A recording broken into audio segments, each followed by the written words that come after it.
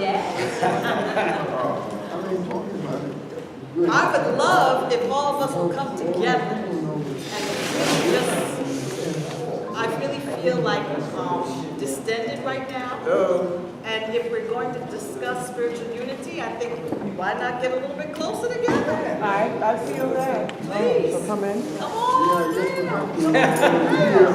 Let's make it more intimate discussion because it's something that needs everyone's input.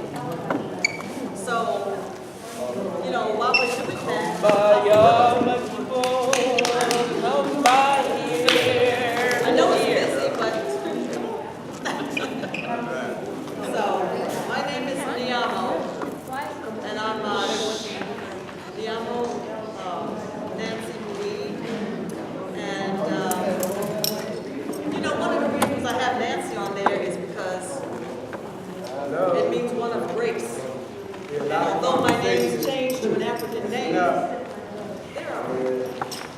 are, I'm the driver of the heal-mobile, so that's what I do. And I'm striving to drive a healing energy throughout my community and my family, starting with myself. And I'm just here to be a listen to this room authentically and keep listening. And I do before you came, you talked about the different things you did in terms of Reiki energy and emotional freedom technique. Those are the things those are the actual modalities that I do. I have essential oils. I'm an essential oils clinical aromatherapist. I love God. I'm submitted to the creator of heavens and earth. So that's it. Since you joined, you wanted to share. Okay, well, my name is Len Bird, and I'm a holistic health educator and a soul therapist, and a seeker of truth, seeker of God. And I'm hopeful that as a result of programs like this, that we'll reach the day when we have a room full of our youngins sharing information. I'm Bob Abishai. I'm a musician, percussionist. Peace and love, man, they call me in the community. I walk through our community saying peace and love, and it's infectious.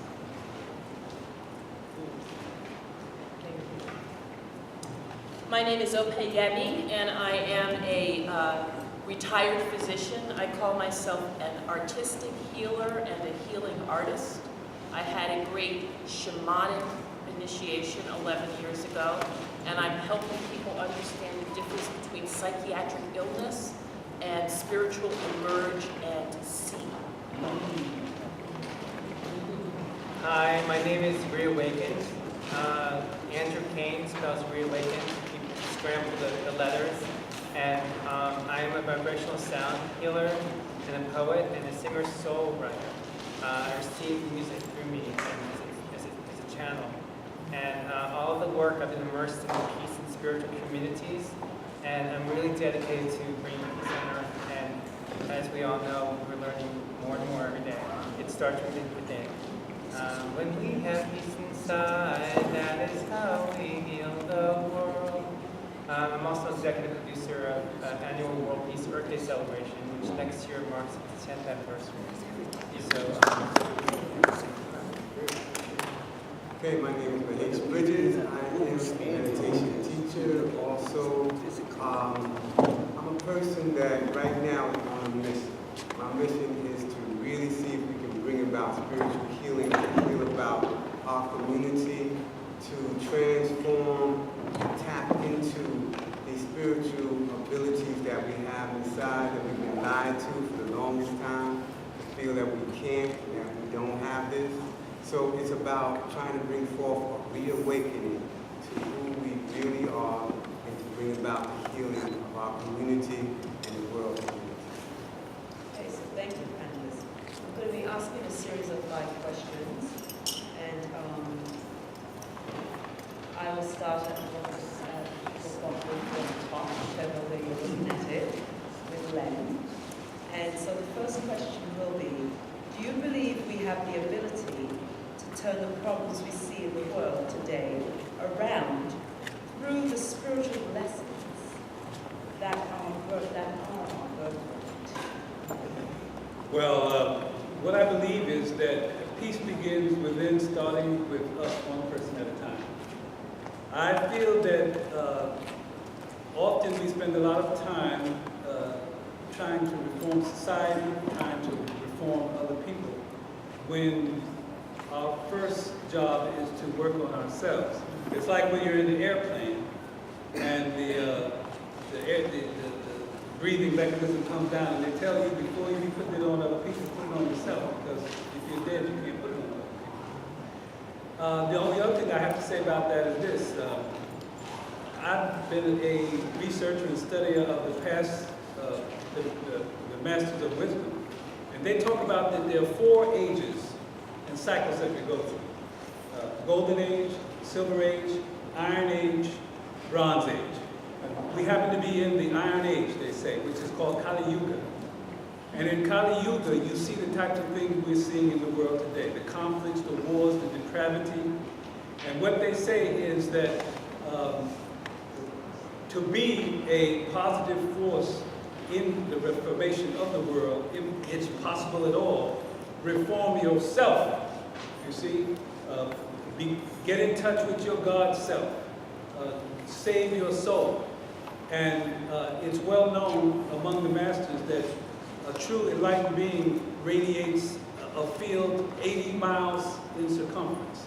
And if we allow ourselves to embark upon that spiritual path and resonate with that energy, then just by being who we are, that alone radiates a certain kind of energy, which helps to awaken. Finally, in line with that, the way spiritual masters approach it is they cast out a wide net, and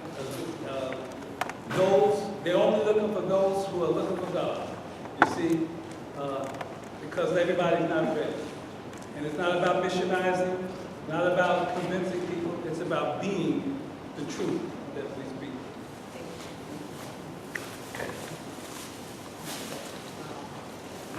That's so profound. I had to get it out in terms of the question. I said, like, wait a minute, what was the question? And just looking at it, we have the ability to turn the problems we see in the world around through the spiritual blessings that are our birthright. Do we have the ability? Yes. My answer would be yes. And it's because we have a connection to the Creator. And all we really need to do is to leave that scratch. All we need to do is to honor and know it. And cultivate, work at it, massage it, have it become stronger and stronger. And it is in that manner that we turn ourselves around individually that we will see shifts on the outer, on the periphery of our lives. We'll notice that thoughts that we have about the changing condition of people in our families will actually respond to our intention that they do so, that they do improve. And it is by cultivating our own spiritual connection that we'll notice more and more of that happening. And then to the degree that we notice more and more of that happening, we'll see shifts in our clan, in our family, and in our community. But it is something that we must develop within ourselves. It's the spiritual blessing of having attained mercy and no doubt. It's a level of consciousness, as you were saying before, that we have to attain before we'll see the change outside of this. Level of consciousness. That's exactly how I need to show it. The level of consciousness is the gateway to the future. Yes, 3 things I'd like to share is unconditional love. Of course, I would say yes because it's a yes or no question you're asking. All right, so of course, yes. As Mahay said earlier, we're made in the image and likeness of the Creator. And mother-father God. First of all, we have to change that paradigm too. You can't have a father God without a mother God. You know, so men don't bring children in the world. You plant a seed. All right? God gives the increase and he gives it to women. So the whole 2,000 years of teaching, this whole patriarchal teaching has destroyed the goddess, destroyed the level of power that women carry. And that's another thing. We hear this talk of male, male, male, male, male. So the balance has to come back. That's why it says in the last days a woman shall encompass a man. And that's 360. Unconditional love, excuse me, forgiveness, and faith. Those three magnificent tools will transform any one of us inside out. All right? That's the approach that we need to take. Inside out, not outside in only. And everything that exists in the universe or the omniverse is inside of us. So we should spend the time, whatever techniques, as Baba Siri was saying, there's many techniques to manifesting unity. But we have to deal with one of my greatest teachers, her name was Mother Wisdom. She says the only thing you're selfish with is your salvation. You can be selfish with that because nobody's going to do that for you. You have to be focused 360 degrees every day on your inner development. That's right. And you got to practice it like you practice playing the guitar, like you practice basketball. You know, Arthur Ashe says, for every time that you do athletics, you do something physical outside of you, you should spend 4 hours on your inner development. That'll create the balance. No, I don't need it. No, I need it. Finish. Thank you. Do I need it? Okay. I don't think I need it either, but yes. The answer is yes. I feel that we have the skill to do this, and the spiritual gift I see is empathy. That we are actually suffering right now because people are trying to wake up to feeling what each other are feeling, and that it is a blessed unrest that comes with that can move certainly America forward. We're doing better off than 87% of the world in lots and lots of things, no matter who you are in the United States of America. And as I said before, I think the study of psychology, which was originally the study of the soul, not the mind, is where we're losing it right now. And we're having a lot of our youth, particularly, who are empathic people, waking up, being labeled and chemically restrained. Yeah, that's right. Hi. Absolutely, yes. I feel that, you know, everything, it's really interesting. When we're in community, it's not an accident that unity is in community. Because that's where we really connect to our heart. And when we connect to our heart and connect to other people's hearts, we connect to Mother Gaia, we connect to all that is. And that energy, unconditional love, that unity energy, there's a great shift happening on this planet, and it's happening. And I believe, even though there's, you know, we can see what's going on with ISIS and all these other things, no, okay, but what's going on right now is the great shift. Right. We are waking up, thank God, right? And to all those out there that don't believe in God, that's okay. Right. Whatever you believe in, it's the being, our essence, our true humanity is about connecting with our hearts. And that's when we can really feel the love. We can close our eyes and let go of the racism, the sexism, all of those isms don't exist when we hold hands in the circle, in community, or even community like this, when we can let go of our masks and really connect as one as humans. We are one family. And if you take the word earth, take the last letter of earth, what does it spell? Heart. Right. Planet Heart. That's what this is. All hearts beating as one. And 10 years ago when I started my organization, it's one race, one planet, one heart, we're all one. And that's, you know, growing, and I just feel that, you know, it's okay, you know, we're human. You know, it's okay to feel whatever we feel, and we're all going through stuff. Believe me, I've gone through, I mean, my life is, but you know, but when we get together, that's when we can feel our love. Celebrate that. And then forget about don't focus on the energy of fear or the energy of, you know, what's going on out there with ISIS or Paris or wherever there's a tragedy going on or another, you know, escalation. They're trying to stop us. They ain't gonna do it. We're winning. And it's you know, it's growing. More people are waking up, and that's the energy I am in. And I'm seeing more and more people like my brothers and sisters over here feeling it and expressing it, so thank you. Thank you. And that's correct. We are all brothers and sisters. We are family. Thank you for that. Call it the family of humanity. Yes, indeed. To answer your question, I definitely feel that the answer is yes. You know, we do have those abilities in us. You know, there may be those that say, you know, where you're going to have to almost become God realized before you can, you know, really get involved. But I don't think that's, you know, really the answer. I think the answer is, as the gentleman right here just mentioned, Andrew said, love. You know, divine love is that gold chain that goes through each and every one of our hearts.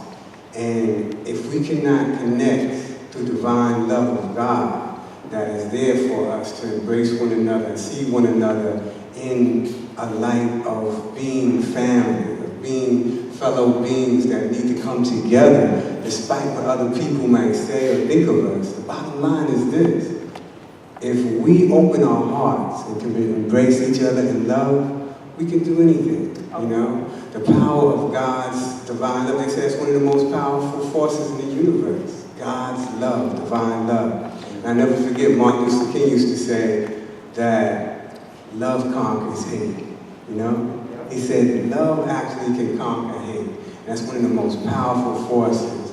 The only thing about it is we need to come together and unify in that love in order to conquer that hate. Because so many of us feel that it's impossible, you know, we have a hard time, you're not ready, this one's not going to be able to do it, that one. And the reality is, it can definitely happen. We just need to believe it, embrace it, and do it. Thank you. Okay, the second question is, by coming together in the true spirit of spiritual unity, can you see us ending the negativity that confronts the world today? Well, again, that's one of those yes or no questions. Yes or no? These are not my questions. So I plead the fifth. Yes, yes.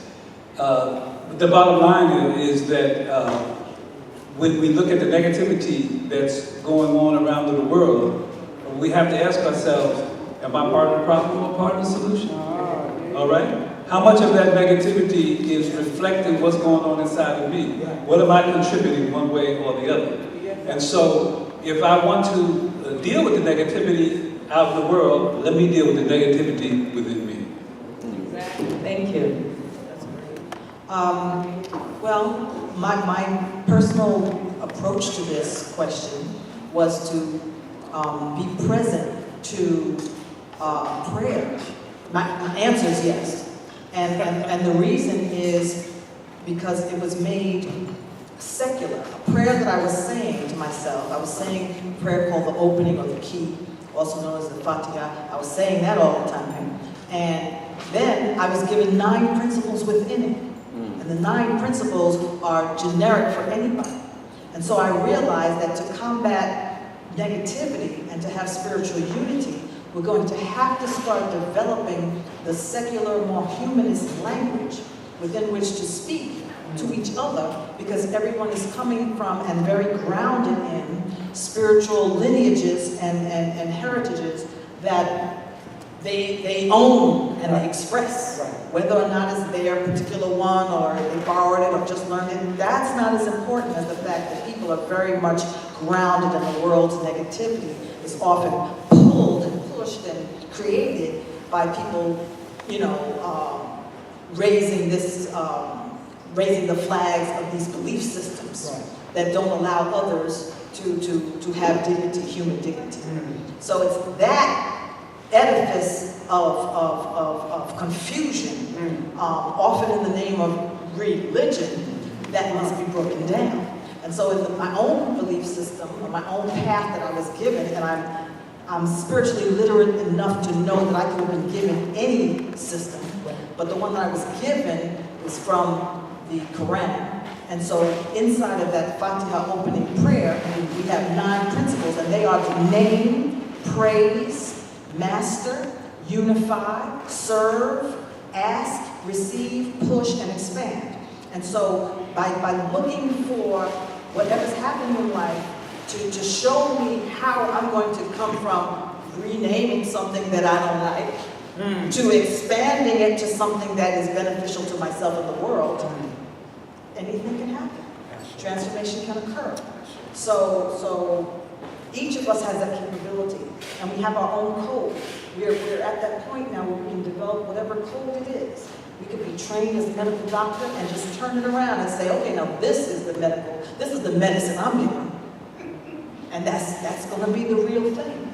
And so that's how I respond to this question. You know, I see us ending it by owning where we're coming from. Unapologetically. That's right. That's right.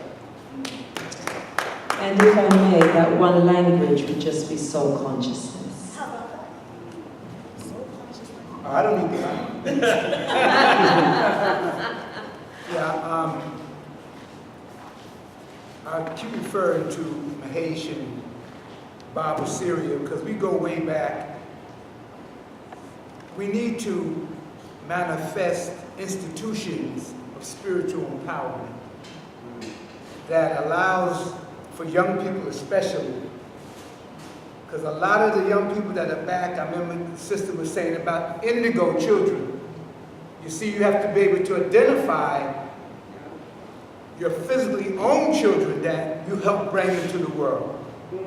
What lessons they bring us, as the princess was saying, the lessons they bring us, and are we still using the modality of a system that is so external that it doesn't teach our children to go inside? And we spend a lot of our time trying to chase the fool's gold, so we don't have time to really relish and share our feelings with each other. So what happens, it becomes very, very, very shallow in terms of getting into each other. So we don't give the kind of energy that's really unconditional love. Loving a person whether they agree with you or don't agree with you. Has nothing to do whether they agree or you're married to them, all right? You have children with you, whatever. It's about